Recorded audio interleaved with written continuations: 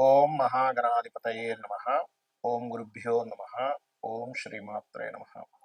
పరమేశ్వర స్వరూపమైనటువంటి జ్యోతిష, వాస్తు మరియు ఇతర అనేకమైనటువంటి శాస్త్రములను మనకు అందించినటువంటి మహర్షులకి నమస్కారం.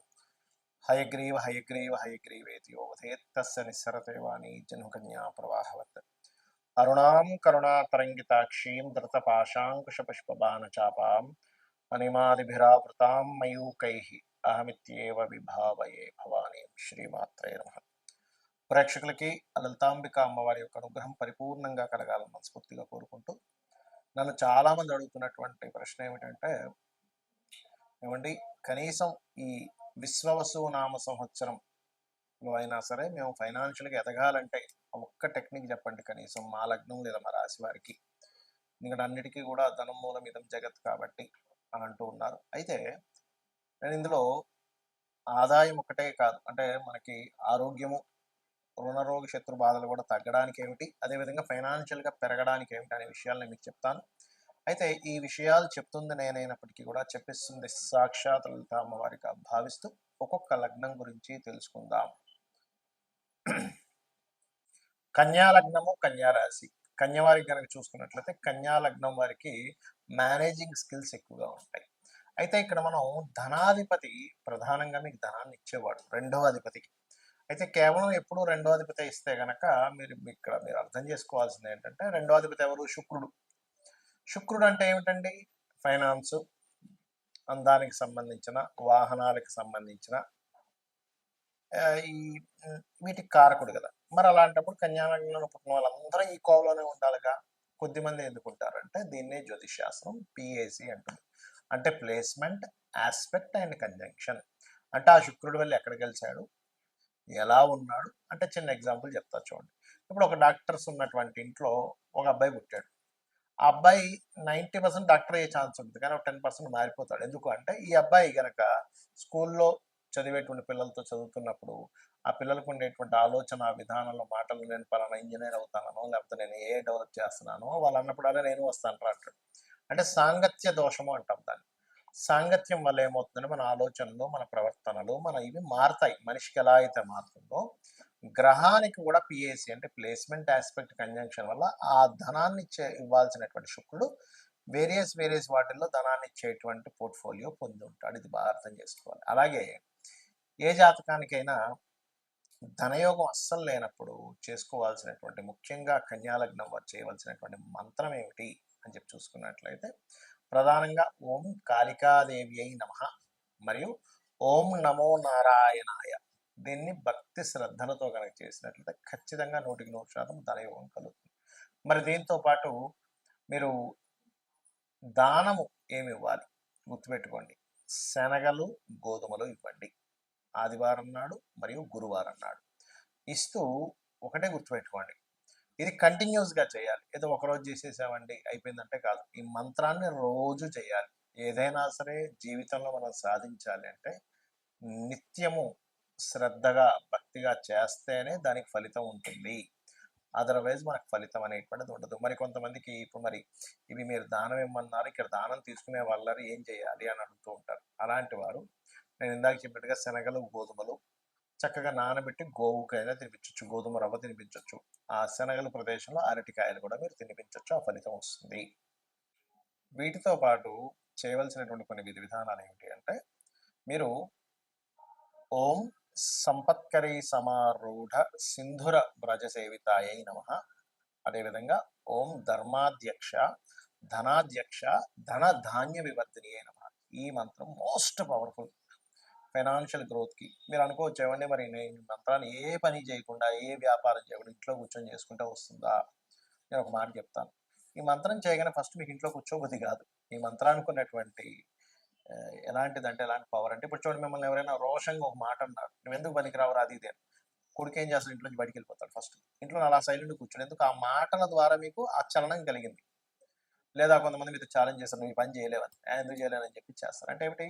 ఒక మాటకి ఒక ఎనర్జీని, ఒక ఉద్రేకం వచ్చేలాగో, ఒక కోపం వచ్చేలాగో, ఒక పట్టుదల వచ్చేలాగా ఎలా ఉంటుందో కొన్ని అక్షరాలకి అందులో ముఖ్యంగా లలితా సహస్రనామాల్లో చూడ్డానికి నామంలాగా అనిపించేటువంటి దానికి మీ ఆలోచన విధానంలో ఇంట్లో కూర్చొని ఎవరు గుర్తుపెట్టుకోండి. నేనేం చేయాలి? ఏ తపన నేను ఎట్లా ఏ బిజినెస్ చేస్తే బాగుంటుంది? ఏ వ్యాపారం చేస్తే బాగుంటుంది అనేటువంటి ఒక చక్కటి ఆలోచన మీకు ఇచ్చేలా చేసి రైట్ రూట్‌లోకి వెళ్ళేలాగా చేస్తుంది ఆ మంత్రం. అప్పుడేంటి? సరే నేను పలానా కోర్స్ చేయాలి. ఇవాళ రేపు డిమాండ్ దీనికి ఉంది కాబట్టి చేస్తాననే దాంట్లోకి వెళ్తుంది. అలాగే మరొక విషయం ఏంటంటే ఎప్పుడు కూడా ఇప్పుడు నేను చెప్పినటువంటి సాధన ఒక ఎత్తైతే మీ పర్సనల్ చార్ట్‌లో ఏ మహాదశ నడుస్తుంది?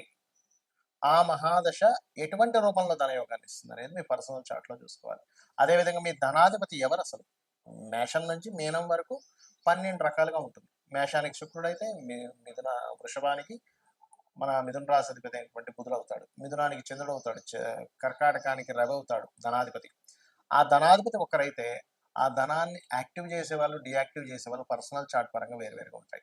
బట్ ఒకటే గుర్తుపెట్టుకోండి. మీరు మీ జాతకం ఎలాగున్నా కూడా నేను ఇందాక చెప్పినటువంటి ఆ 2 మంత్రాలు అద్భుతమైన ఫలితాలు ఇస్తాయి. ఇక రెండో విషయం, మీకు దగ్గరలో గోశాల గనక ఉన్నట్లయితే అందులోని ముఖ్యంగా దేశీవాళీ గోవులు ఉన్నట్లయితే అక్కడికి వెళ్ళి చక్కగా తేనె పూసినటువంటి చపాతీలు, అంటే చపాతీలు ఎక్కడ కూడా నూనెలో వేయకుండా, నూనె పోసి కాల్చకుండా 3 చపాతీలు తీసుకొని దాన్ని చక్కగా భక్తి శ్రద్ధలతో నిజంగా అమ్మవారికి స్వయంగా నా చేత్తో తినిపిస్తున్నాను అనేటువంటి భావనతో గోవు తినిపించండి. తినిపించేటప్పుడు నేను ఇందాక చెప్పినటువంటి మంత్రాన్ని ఓం సంపత్కరీ సమారూఢ సింధుర వ్రజ సేవితాయ నమః. ఇంకొంతమందికి బాగా గొడవలుంటాయి. అంటే సంపాదన అంటేనే అసలు అదో పెద్ద యుద్ధంలాగా అలా ఉంటుంది. అలాంటి వారు చేయవలసింది ఏమిటంటే అది ఎవరికి ఉంటుందంటే సర్వసాధారణంగా కుజుల్లో శని గాని, శనిలో కుజుడు గాని నడిచేటప్పుడు పర్టిక్యులర్‌గా కుజ మహర్దశలు నడుస్తూ కుజ మహర్దశ కుజుడు పాడైనప్పుడు, శని మహర్దశలు నడుస్తూ శని బాగా పాడైనప్పుడు ఏమవుద్దంటే అసలు రోజు గడవడమే ఒక పెద్ద యుద్ధంలా ఉంటుంది. అమ్మో! ఎలాగండి అసలు అయ్య బాబోయ్! ఈ మంత్ రెంట్ ఎట్లా కట్టాలి? ఈ మంత్ ఈఎంఐ ఎలా కట్టాలి? ఈ మంత్ పిల్లలకి ఫీజులు ఎలా కట్టాలి? ఈ మంత్ అసలు రేషన్ తెచ్చుకోవడం ఎలాగా అనేటువంటి ఒక భయంకరమైన సిట్యుయేషన్స్‌లో కొంతమంది ఉంటారు. అలాంటి వారికి అద్భుతమైన మంత్రం ఏంటి అంటే ఓం నవవిద్రుమ బింబశ్రీ న్యక్కారి రతనచ్చదాయై నమః. ఇది అద్భుతంగా పనిచేస్తుంది. కానీ నమ్మకంగా చేయాలి. చాలామంది అంటుంటారు ఏమండి నమ్మకంగా చేయాలి, నమ్మకంగా చేయాలి. ఎందుకు నమ్మకంగా చేయాలి అంటే దానికి కూడా నేను మీకు చెప్తాను ఇప్పుడు సమాధానం. ఏమిటంటే దేవతకు ఉన్నటువంటి లక్షణం ఏమిటంటే మనం నమ్మినప్పుడు అరే నన్ను నమ్మాడు కాబట్టి నేను ఇది చేయాలనేటువంటి ఒక ధర్మం ఉంటుంది దేవతకి. కాబట్టి నమ్మినందుకు నమ్మిన వారికి చేసేటువంటి ధర్మం దేవతకు ఉంటుంది. మనుషులు కూడా నమ్మకపోవచ్చు మనం నమ్మినా వాడు నన్ను నమ్మితే ఏంటి నమ్మకపోతే ఏంటి అనేటువంటి లక్షణాలు కొంతమందికి ఉండొచ్చు. అందరూ అలా ఉంటారని అనట్లేదు. ధర్మంగా ఉండేవారు చూడండి, అయ్యో నన్ను నమ్మారండి నేను ఈ పని చేయాలంటుంటాం. మరి దేవతకి ఎలా ఉంటుంది నమ్మి మనం చేసినందుకు. కాబట్టి నమ్మి మనం చేస్తే ఆ ఫలితం వేరుగా ఉంటుంది. ఇంకోటి ఏమిటంటే దేవతను ఎప్పుడు కూడా ఒక తల్లిగాను తండ్రిగాను భావనతో చేసినప్పుడు ఏమవుతుందంటే తల్లికి తండ్రికి ఉన్నటువంటి గొప్ప లక్షణం ఏంటంటే వాళ్ళు మనకేదో చేస్తారు కాబట్టి చేయరు. అందులో ముఖ్యంగా తల్లి ఏంటంటే నేను చెయ్యాలి నా కొడుకు కాబట్టి నేను చేయాలనే భావనతో చేస్తుంది. కాబట్టి దేవతకి ఉన్నటువంటి లక్షణమే అది. తల్లిగా మీరు భావించేటప్పుడు, తండ్రిగా మీరు భావించేటప్పుడు చూడండి, జగత పితరౌ వందే పార్వతీ పరమేశ్వరం అంటాం. ఇప్పుడు దేవతని ఒక అమ్మవారు లలిత అమ్మవారే ఉంది. అమ్మా జగన్మాత నువ్వే నా తల్లివి అనేటువంటి తల్లి భావనతో ఎలా అయితే చేస్తామో తల్లికి పొద్దున్నే లేవగానే అమ్మ ఏమైంది నీకు? నీకెలా ఉంది? నీవు మరి టాబ్లెట్ వేసుకున్నావా? తిన్నావా? లేకపోతే ఈ ఈ కొని తీసుకురానా? అని అడుగుతూ ఉంటాం. అలాగే ఒక దేవత దగ్గర ఉన్నప్పుడు మీరు నిజంగా తల్లే ఉంది అక్కడ అనేటువంటి భావనతో మీరు ఎప్పుడైతే చేస్తారో సొంత పుత్రుడికి తల్లి చూడండి ఎంత చేసి పెడుతుంది. పొద్దున్నే లేచిపోతుంది. వాడి కోసం టిఫిన్ బాక్స్ అంటుంది. లేకపోతే వాడికి ఏదైనా అయితే కంగారు పడిపోతుంది. వాడు ఆలస్యంగా ఇంటికొస్తే అయ్యో! ఇంకా రాలేదేమిటని ఒకటే కంగారు పడిపోతుంది తల్లి. అంటే ఏమిటి ఆ మాతృభావంతో మీరెప్పుడైతే అమ్మవారిని చూసారో, తండ్రి భావంతో ఎప్పుడైతే ఆ యొక్క పరమేశ్వరుడును, విష్ణువును మీరు ఆరాధించేటువంటి మహాగణపతులు ఎవరైతే చూసారో, ఖచ్చితంగా 100% మీకు ఆ దేవత తల్లిగాను, ఆ పరమేశ్వరుడు తండ్రిగాను మిమ్మల్ని కంటికి రెప్పలా కాపాడుకుంటారు. ఇందులో చాలా మందికి ఏమనిపిస్తుందంటే, అయ్యో! ఏమిటండి రోజు పూజలు చేస్తున్నాము. కానీ మాకు ఇలా చిన్న ఈ సంఘటన జరిగింది, ఆ సంఘటన జరిగింది అంటూ ఉంటారు. ఇక్కడేంటంటే పెద్ద సంఘటన జరగాల్సింది అక్కడికి ఆగిపోయింది. ఇంకొంతమంది అయ్యో! ఆయన ఎన్నో పూజలు చేసేవారు. అసలు పుసుక్కున 50 ఏళ్ళకే చనిపోయారు అంటుంటారు. అంటే ఏమిటి? ఇంక ఈ లోకంతో నీకు సంబంధం లేదు. నా లోకాలకు వచ్చి ఆయన తీసుకెళ్ళిపోతాడు. అది మనకు తెలీదు. మనకు ఉండేటువంటి బుద్ధికి మన అజ్ఞానానికి అర్థం కాదది. అర్థం కాక అయ్యో! పూజలు చేయని వాళ్ళేమో ఓ 80 సంవత్సరాలు బతికారు. చేసే వ్యక్తి ఏమో 60 సంవత్సరాలు బతికారు అని ఏవేవో పిచ్చి లెక్కలేసుకొని ఉంటాం. మనకు తెలీదు. ఒక జీవుడు జన్మించాడంటే ఆ యొక్క జీవుడు ఆ పర్టిక్యులర్ కర్మ అనుభవించడానికి, ఆ పర్టిక్యులర్ పని కోసం భూమి మీదకొస్తాడు. అది అయిపోగానే ఆ జీవుడు ఇంకో లోకాలకో, ఇంకో దేహంలోకి వెళ్ళిపోతారు.